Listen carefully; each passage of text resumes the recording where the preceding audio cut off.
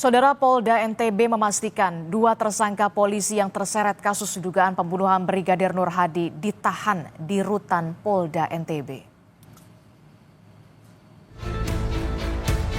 Tim penyidik Mabes Polri turun tangan pada kasus kematian anggota Propam Polda NTB Brigadir Nur Hadi dengan memeriksa tersangka di rutan Polda NTB. Polisi memastikan tersangka kini ditahan di Polda NTB dan diperiksa di dalam rumah tahanan.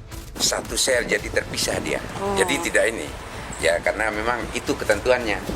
Jadi masyarakat tidak perlu khawatir? Tidak perlu, kita pasti melaksanakan SOP-nya. Kalau masalah baju tahanan kemarin itu, ini penyidiknya, itu baru serah terima. Jadi nanti dia akan mendapatkan baju tahanan itu setelah dia masuk sel dan menempati ruang sel. Sementara Kompolnas minta kasus kematian Brigadir Muhammad Nur Hadi yang dibunuh oleh atasannya ditelusuri dengan cermat. Komisioner Kompolnas Chairul Anam mengatakan kasus ini perlu penyidikan mendalam untuk membuktikan peristiwa yang sebenarnya terjadi. Jika terbukti ada tindak pidana, maka pelaku harus dihukum seberat-beratnya. Hal ini guna memberi efek jerah dan menghindari kejadian serupa terulang. Ini memang harus dipidana seberat-beratnya. Ada 2 dimensi dalam konteks pidana seberat-beratnya. Dimensi pertama adalah pelakunya adalah anggota polisi sendiri. Ya, bagaimanapun juga anggota polisi kita berharap memang tidak melakukan kejahatan karena dia tahu aturan-aturan yang mengatur tidak membolehkan kejahatan sehingga harus ada pemberatan.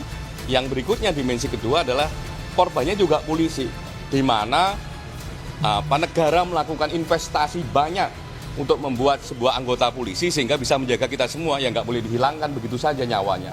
Sehingga pelakunya harus dihukum seberat-beratnya. Sebelumnya, kasus kematian Brigadir Nur Hadi mulai terungkap. Anggota Polri Polda NTB itu diduga dianiaya oleh 2 atasannya. Kompol Imade Yogi Burosa Utama dan Ibda Haris Chandra, dokter forensik mengatakan hasil otopsi menunjukkan Nur Hadi mengalami patah tulang lidah dan leher karena cekikan, luka-luka pada wajah hingga kaki dan diduga tewas karena ditenggelamkan dalam kolam.